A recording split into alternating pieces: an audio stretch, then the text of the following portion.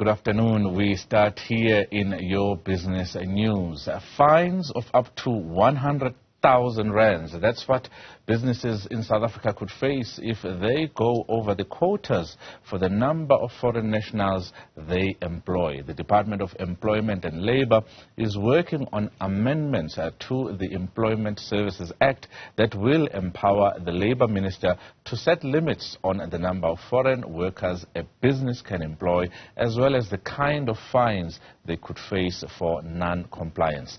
Ntokozo Khumalo filed this report. The Department of Employment and Labour has been working on the national migration policy for close to a decade with other SADC nations with an original deadline of 2019.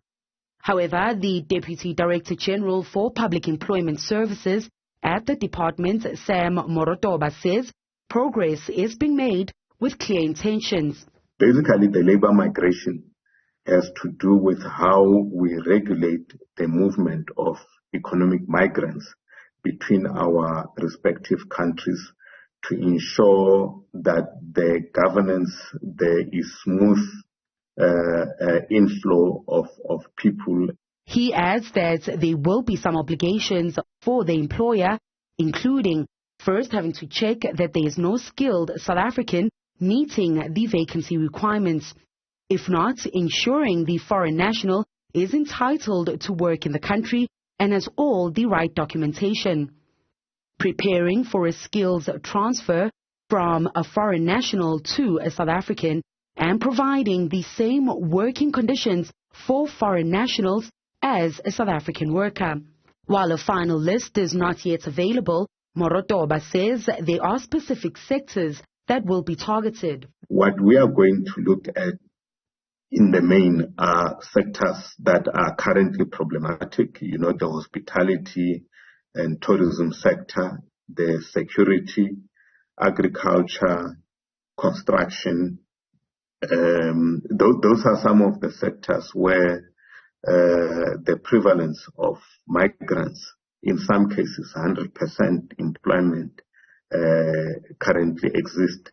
The Associate Director for Employment at Cohen Harper Madizela Attorneys, Gail Bearable, says the proposed Employment Services Amendment Bill of 2021 was introduced last year in the National Assembly and stems from the proposed National Labour Migration Policy.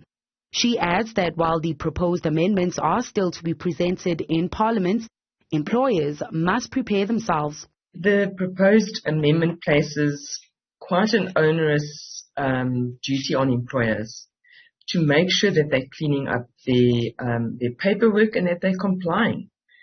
So I think employers need to be prepared.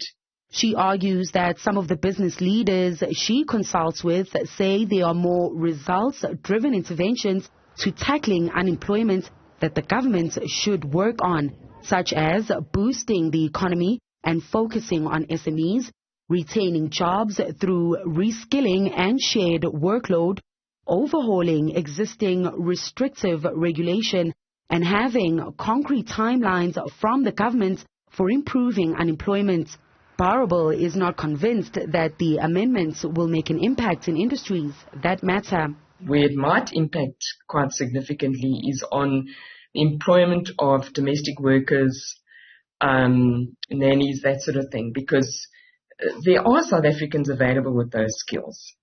So to the extent that an employer could say, well, I can't find a local, I think that's going to be difficult to sustain.